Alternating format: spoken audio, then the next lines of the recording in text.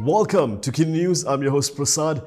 The dangerous act of riding basikal lajak has caught the attention of Malaysians and many are outraged. This comes following Sam Ke Ting's conviction for reckless driving after she crashed into a group of teens riding their bikes on a highway at 3 a.m. Many netizens are calling for justice for 27-year-old clerk Sam Ke Ting, who was sentenced to 6 years in prison and given a 6,000 ringgit fine on Wednesday.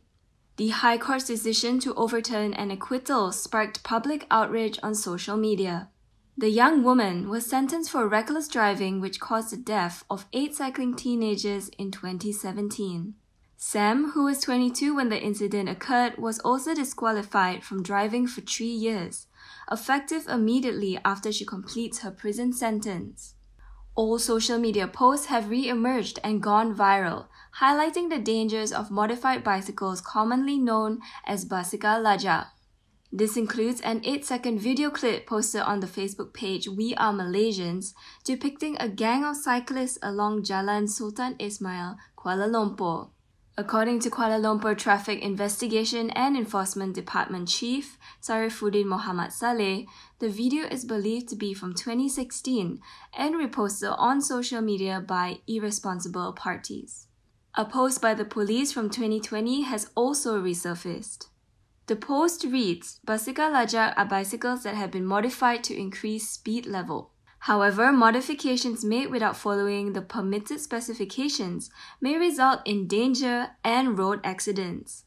Netizens commenting under the post have cried double standards, questioning why the parents of the victims in Sam's case have not been punished for negligence. On February 18, 2017, 8 cycling youths died when the car Sam was driving rammed into them on a highway in the 3 a.m. incident. Umno has made up its mind about what its future is going to look like, and an MOU with Harapan beyond July is not part of their plan.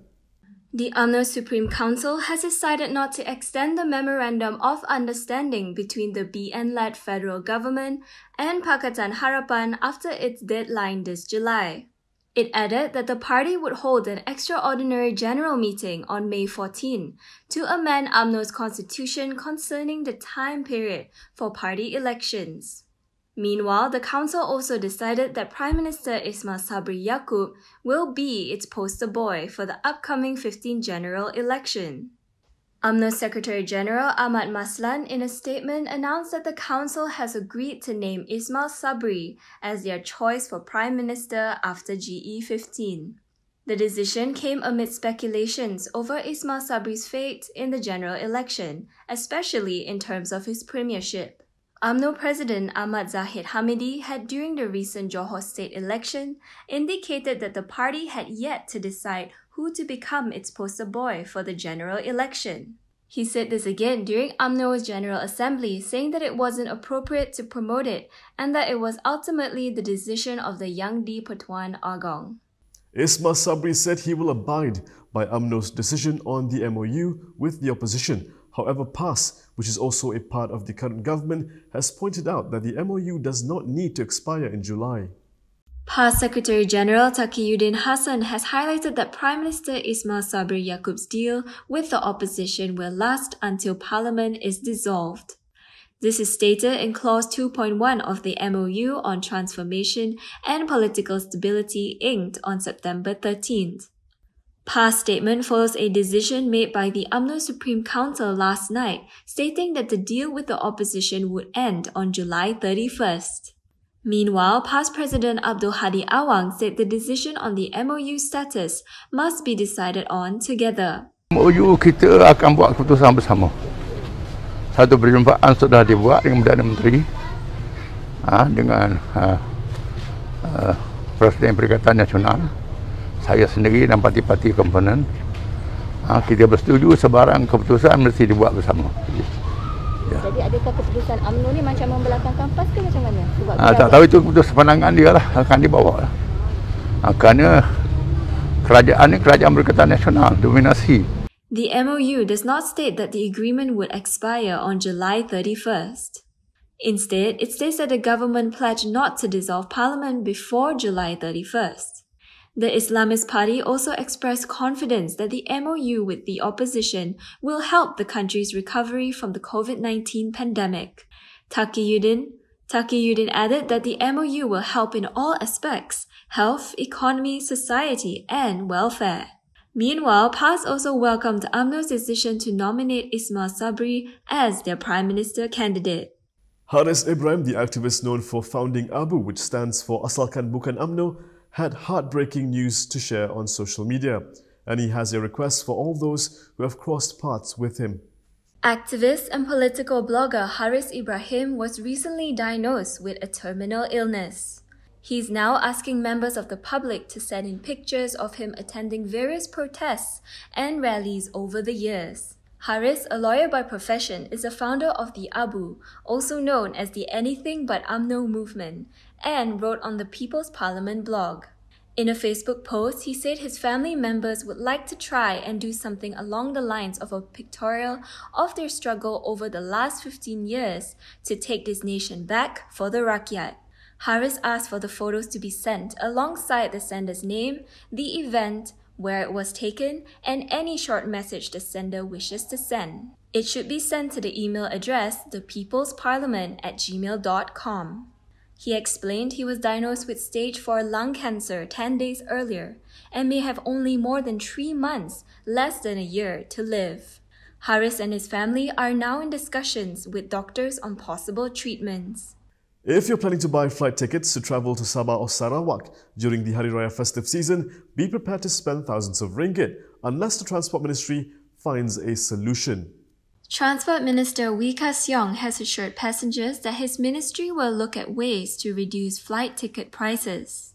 This comes following complaints of rising airfare, particularly to East Malaysia during the festive season. Wee said the Malaysian Aviation Commission will be holding discussions with airlines soon. He said the relevant authorities also are working on increasing flight frequencies and extending air control operating hours. He added that the Civil Aviation Authority of Malaysia has already extended the operating hours of some traffic controllers for Sabah and Sarawak in view of the upcoming festive season. Wee said air ticket prices are fully determined by the market and added that introducing a ceiling price will only cause prices during normal periods to increase. Politicians from Sabah and Sarawak have been complaining recently about the high cost of air travel, especially to Peninsular Malaysia. According to Bernama, a return ticket during the Hari Raya Aidilfitri season from Kuala Lumpur to Kota Kinabalu can reach up to 2,000 ringgit. Zahad Hamidi revealed in court today how much of his own money has been spent for charity work through his foundation, and it's over 100 million ringgit. UMNO President Ahmad Zahid Hamidi testified today that more than 109 million ringgit of Yayasan Akal Budi funds have been utilized for both Islamic and charity work. Zahid told the Kuala Lumpur High Court that this is because not all contributions were recorded, which is in accordance with the Islamic principle of the left hand should not know what the right hand is doing. According to an Islamic hadith, Prophet Muhammad said, among others, that a man who gives in charity and hides it, such that his left hand does not know what his right hand gives in charity, and a man who remembers Allah in private and so his eyes shed tears. The Prophet's saying is meant to highlight the importance of being discreet when performing a good deed with noble intentions, such as charity. During the Yayasan Akal Budi corruption trial before Judge Colin Lawrence Sequeira, Zahid was testifying to refute the prosecution's contention that not a single cent from the foundation had been used for charity work. Zahid said that the money originated from his own income, allowance and business, which he put with good intentions into the foundation. The prosecution's contention was over the alleged lack of notation in the foundation's contribution records per Exhibits D5 and D6. The Health Ministry has released more relaxed quarantine rules for COVID-19 close contacts. Health Minister Khairi Jamaluddin has announced that asymptomatic COVID-19 close contacts will no longer need to quarantine themselves, regardless of their vaccination status. Prior to this announcement, asymptomatic close contacts who receive a COVID-19 booster shot were exempted from quarantine, but had to conduct a self-test on the first and third day after exposure, while booster close contacts showing symptoms had to quarantine for 5 days and conduct self-tests. This applies similarly to unvaccinated or partially vaccinated individuals. However, their stipulated quarantine period lasted for 7 days instead. Khairi also announced extending booster shot eligibility to adolescents who are immunocompromised, but that the shots are yet to be rolled out.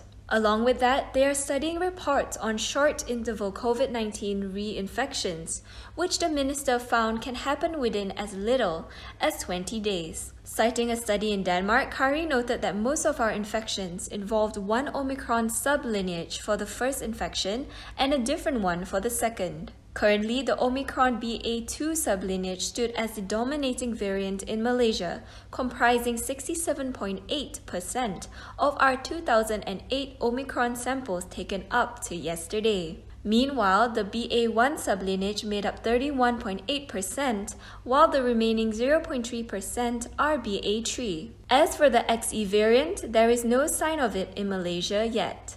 And that is all from me today. For more stories, you can go to KiniTV.com. You can also follow us on Instagram, Twitter, YouTube, and Facebook for the latest news updates. If you'd like to support independent media, do consider subscribing to MalaysiaKini.com. I'm Prasad. Thank you for watching.